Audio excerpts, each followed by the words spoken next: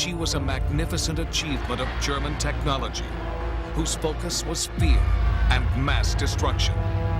She was the battleship Bismarck.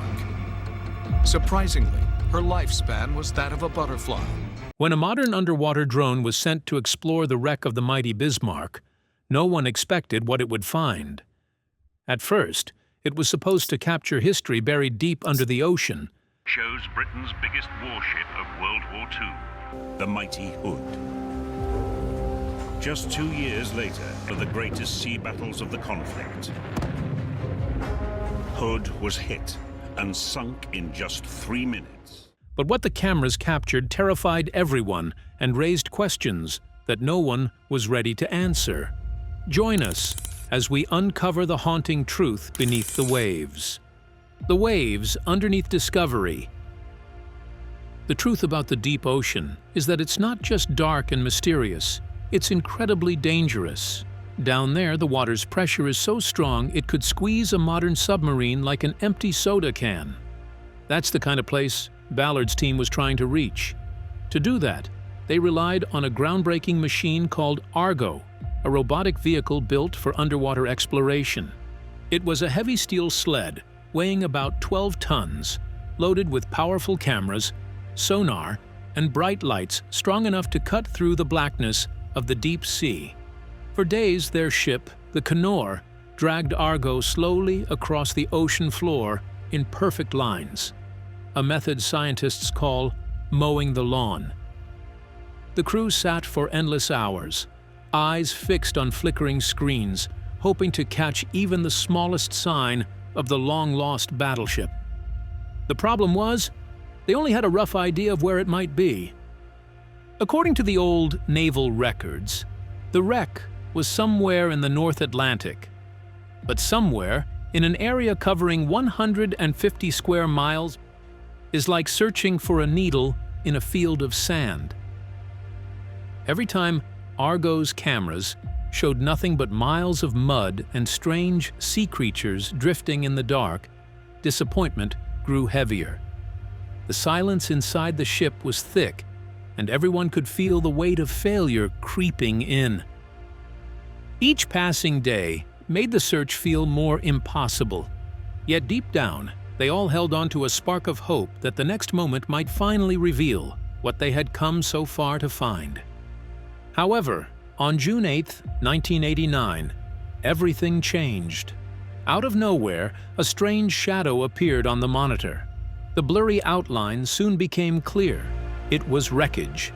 Huge, twisted chunks of metal scattered across the seabed, too large to be anything but a warship. In that instant, the long, exhausting search finally paid off. The team had found what they were looking for, but what came next left everyone frozen. As Argo glided over the wreck, the first full view of the ship filled the screens, and the control room fell silent. There it was, the mighty Bismarck, resting upright on the side of an ancient underwater volcano, almost as though someone had gently set it there. It wasn't shattered or destroyed like everyone had imagined. Instead, it looked hauntingly complete, preserved by the icy depths in an almost ghostly calm. The ship's massive body, stretching more than 820 feet long, still held its shape. It didn't make sense. By all logic, a ship that large should have broken apart from the sheer force of its final descent. Yet somehow it hadn't. It had slid nearly a mile down the volcanic slope.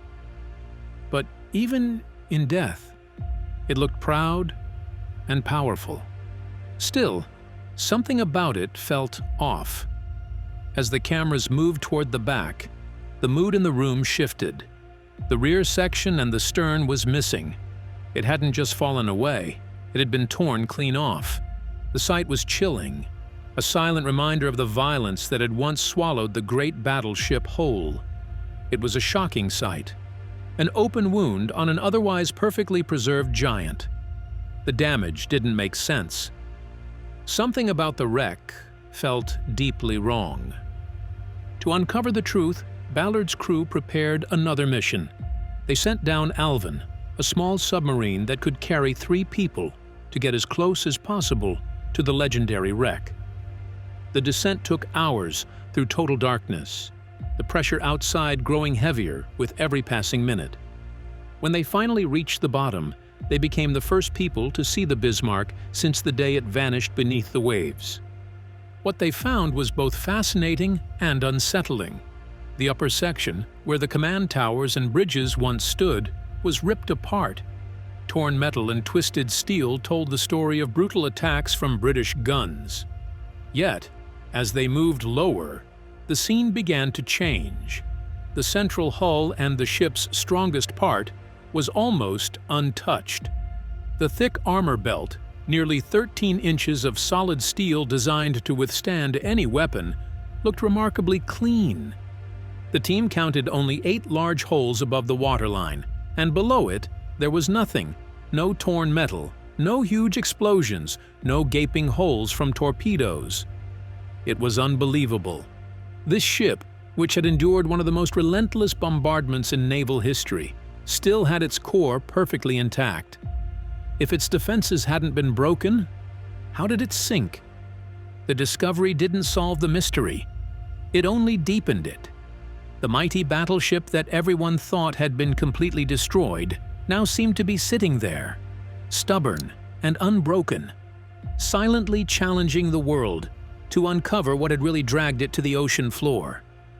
So, keep watching to know what was found. Revealing the Bismarck's darkest secret, Ballard's discovery had stirred up global curiosity, but for years, the mystery of the Bismarck remained unsolved. Technology simply wasn't advanced enough to explore further, until 2002, when filmmaker and deep-sea explorer James Cameron decided to take things to the next level. Known for his perfectionism and love for detail, Cameron didn't just want to look at the wreck from the outside, he wanted to venture inside its ghostly remains. He arrived with state-of-the-art equipment that made Ballard's earlier missions seem outdated. His main tools were 2 powerful Russian submersibles and a set of small robotic vehicles, fondly called bots. These tiny machines were designed to slip through the narrow, rusted hallways of the sunken ship, places far too dangerous for humans. Their goal was clear: to study every part of the wreck like detectives solving an ancient mystery. But once the mission began, they quickly realized the story beneath the surface was far darker than they had imagined. As the bots crept deeper into the silent ship, their cameras revealed eerie images. They floated through corridors filled with cold seawater, passing by empty bunks and forgotten personal items that once belonged to the crew. In the engine rooms, heavy machinery still stood, coated in decades of rust and silence. It felt less like an investigation, and more like walking through a grave. The pictures they captured sent chills across the world. The wreck was no longer just a piece of lost history. It was a resting place. Each corner told the quiet story of over 2,000 men who never made it home. What had once been a symbol of war now stood as a haunting reminder of the lives swallowed by the deep. What most people didn't notice about Cameron's expedition was just how precise and technical it really was. His team didn't just film the wreck, they studied it like scientists solving a puzzle. Every dent, hole, and mark was measured carefully. When they compared their findings with wartime reports, what they discovered was shocking. During the final battle, the British battleships Rodney and King George V had unleashed over 700 heavy shells at the Bismarck. Yet, out of all that destruction, only 2 shells had actually broken through its main armor belt, an enormous steel wall nearly 13 inches thick. Just 2. It was a stunning reminder of how powerful and well-built the German battleship truly was. Despite facing the full fury of the British fleet, its outer body had barely been scratched. The underwater footage proved this beyond doubt. The Bismarck's thick armor was still mostly untouched, so if the enemy's guns and torpedoes hadn't destroyed it, what had? That's when the small robotic cameras began to uncover something even stranger. Along the lower parts of the hull, beneath the armor line, they spotted long, deep gashes where the metal had peeled apart. At first, the team thought they'd finally found proof of torpedo hits, huge holes caused by explosions. But after studying them closely, they realized the pattern didn't fit. The edges weren't blown outward as they would be in a blast. Instead, they were bent and stretched, the kind of damage caused by huge pressure and impact. It soon became clear that these tears didn't happen during the battle at all. Cameron's experts concluded that they formed when the 50,000-ton ship crashed into the ocean floor and scraped down the side of the undersea volcano. The violent slide left long scars across its metal skin. Ironically, the mountain itself had done more harm to the hull than all the British torpedoes combined. But the most unsettling discovery came from deep inside the ship. The small drones sent their cameras through broken hallways and ruined compartments, revealing that the decks beneath the main armored floor had been crushed downward by nearly 10 to 13 feet. That meant something terrifying. The ship hadn't been torn apart from the outside. It had been destroyed from within. As seawater poured through the damaged sections, the heavy flooding caused the lower compartments to collapse under their own weight. Piece by piece, the inside structure gave way until the ship was no longer able to stay afloat. This evidence completely changed what people believed about the Bismarck's end. Everything pointed to one possibility, that it wasn't the British attacks that sank the ship, but the Germans themselves. The new footage showed a vessel that remained strong on the outside, yet was falling apart internally, crushed by the very ocean that had swallowed it. It was a haunting image, a war machine built to be indestructible, meeting its end, not from enemy fire, but from its own struggle to survive. To really understand what the drones later uncovered, you first have to understand the fear this ship once inspired. The hunt for the Beast of the Atlantic. When the Bismarck was launched in August 1940, it wasn't just another battleship. It was a floating fortress, bigger, faster, and stronger than anything the British Navy could put on the water. It was built to dominate the seas. Every part of its design screamed power. And in May 1941, the Bismarck set out on its very first mission, a deadly operation called Rheinübung. Its task was terrifyingly simple: cut off the supply ships bringing food, fuel, and weapons from America to Britain. If it succeeded, Britain's war effort would collapse and the Allies could lose everything. The thought of it roaming freely across the Atlantic sent chills through every Navy commander. That fear turned into reality on May 24, 1941. The Bismarck, sailing with the heavy cruiser Prince Eugen, came face-to-face with two of Britain's most powerful warships, the famous battlecruiser HMS Hood and the newly built battleship HMS Prince of Wales. What happened next was over in minutes, but left the world speechless. The Bismarck fired a few rounds from its massive 15-inch guns, and one shell hit the Hood in the worst possible spot.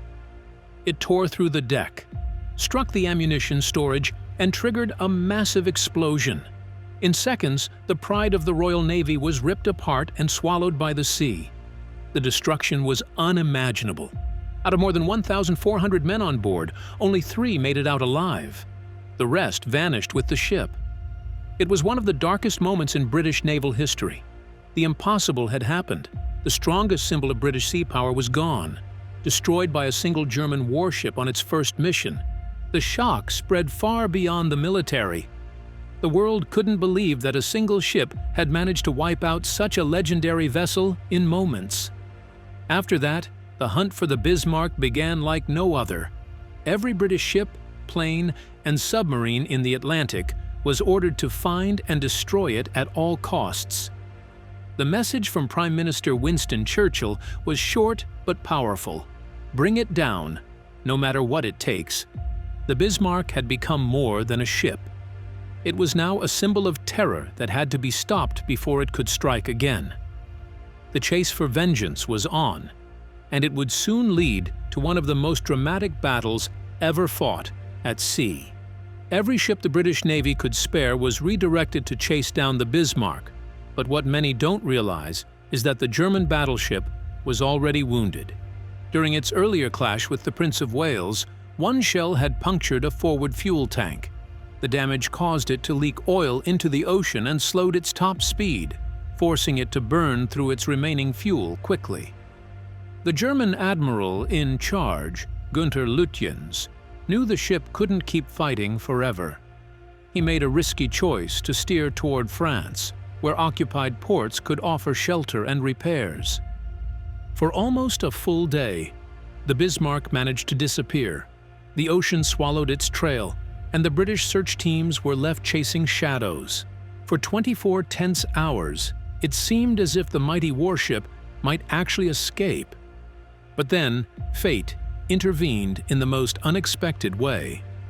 A small, old-fashioned airplane, a worn-out biplane flying patrol over the Atlantic, spotted something glistening on the water, a thin trail of oil leaking from the Bismarck's wound.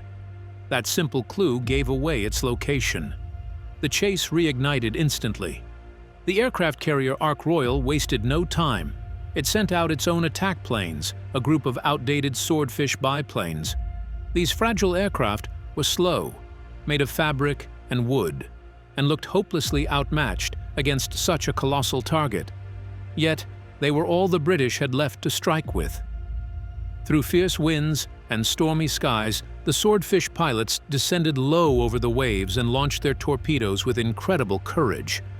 One of those torpedoes struck the stern of the Bismarck, smashing its steering gear and locking its rudders. That single hit changed everything. The unstoppable German battleship could no longer steer.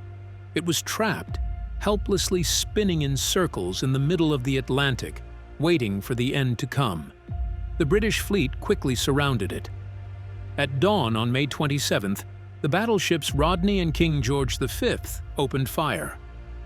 For nearly 2 straight hours, they blasted the Bismarck at close range. Massive shells tore through its upper decks, turning them into a blazing ruin. Flames and smoke poured into the sky, and explosions rocked the ship again and again. But despite the destruction, the Bismarck refused to sink. Its flag still fluttered defiantly above the chaos. By then, it was no longer a warship, it was a burning wreck that refused to die.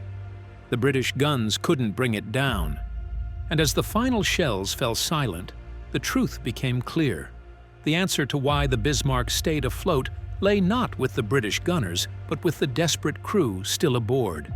Deep inside that dying ship, quiet orders were given that would decide its fate once and for all. So, continue watching to know how it happened. What you need to know about Bismarck. Now we're left staring at the proof resting deep beneath the ocean. On one hand, history tells of a brutal British attack that turned the Bismarck into a blazing ruin. On the other hand, the drone footage paints a very different picture.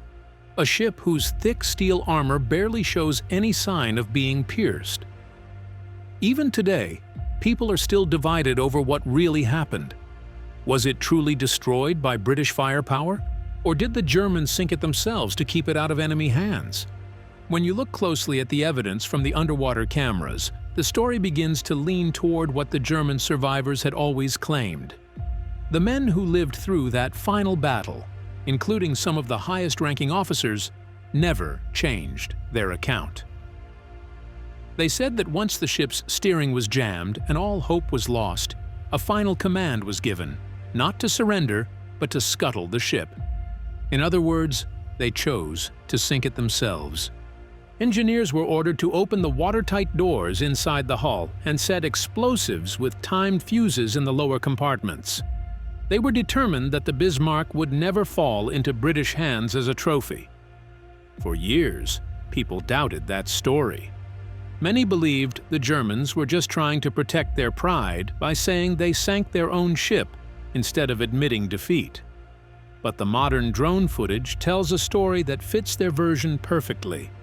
The outside of the Bismarck looks almost untouched, as if the enemy shells had done little more than scar its surface. The real damage lies inside.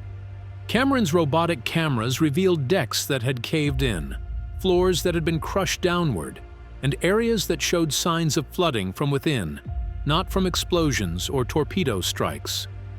This kind of collapse could only happen if the ship filled with water internally, slowly dragging itself down. The structure folded in on itself the way a bathtub overflows when water keeps pouring in with nowhere to go. It wasn't torn apart by outside weapons. It sank under its own weight, just as the survivors had described. So, the mystery of the Bismarck may not be a story of defeat after all. The evidence now suggests that in its final moments, the crew made a grim, heroic choice. They didn't let the enemy take their ship. Instead, they sent it to the bottom of the Atlantic themselves, leaving behind one of the most haunting legends in naval history. The massive pressure of the ocean was what finally dragged the Bismarck down, pulling it deep into the cold darkness below. The British attack had already left the ship crippled, with its weapons useless, engines destroyed, and communication systems silent. It could no longer fight or even move. The end was certain, but the final blow didn't come from outside. It came from within. For years, people argued endlessly about what truly caused Bismarck's destruction. Some believed it was the British Navy's ruthless bombardment that sent it to the bottom. Others were convinced it was the Germans themselves, choosing to sink their own ship rather than let it become a prize for the enemy. But the truth, as the new evidence shows, isn't as simple as one side being right. In reality, both stories are part of the same tragic ending. The fall of the Bismarck happened in two painful stages. The first belonged to the British forces. The relentless attack stripped the ship of its strength, leaving it wounded and helpless. The torpedo that struck its rudder sealed its fate completely. It could no longer steer, only drift in circles in the endless Atlantic. From that moment, the ship's destiny was sealed. It was no longer the mighty battleship that once terrified the seas. It had become a broken target, waiting for the inevitable. Then came the second and final act. Surrounded by destruction, with explosions echoing through every deck, the German crew made their last, heartbreaking choice. Knowing the ship was beyond saving, they decided to take control of their own fate. They began the scuttling process, opening valves and setting off charges deep inside the hull. They wanted to make sure the Bismarck would never be captured and paraded as a symbol of defeat. Modern drone images from the ocean floor now back up this haunting story. The underwater wreck shows that the ship's hull wasn't ripped apart from the outside. It sank because it was flooded from within. Without the crew's actions, the Bismarck might have stayed afloat for a while longer, burning and broken, but it was already lost. That final decision by the German sailors wasn't an act of surrender. It was their last moment of control in a hopeless situation. They chose to end their own story with dignity, sinking their beloved battleship before the enemy could claim it. The Bismarck's end was not just a loss. It was a powerful mix of tragedy, courage, and defiance, written deep into the ocean floor forever. Experts who studied the wreck, including Ballard and his team, believed that if the crew hadn't sunk the Bismarck themselves, the ship would have stayed afloat a little longer, maybe for several more hours, or even an entire day. But survival wasn't truly possible. The ship was too damaged to be saved, and even if it had managed to stay above water, rescue or capture was inevitable. Some researchers later explained that the crew's decision to sink their own battleship didn't change its fate. It only made the end come faster. The Bismarck was already beyond saving. Scuttling it simply brought an earlier close to what was already decided by its wounds. The ship's powerful armor, designed to protect it from massive explosions, kept it from flooding too quickly. For a while, that gave the illusion of strength. But once the crew lost control of the systems and the flooding spread inside, the situation spiraled fast. Eyewitness accounts from survivors later confirmed that the order to scuttle the Bismarck didn't come out of desperation or pride alone. It came when everyone on board knew the fight was over. The crew realized that their mighty ship could no longer move, steer, or defend itself. The British attacks had left it crippled, burning, and sinking slowly into defeat. If you enjoyed this video, like and subscribe, and also click the next video shown on your screen.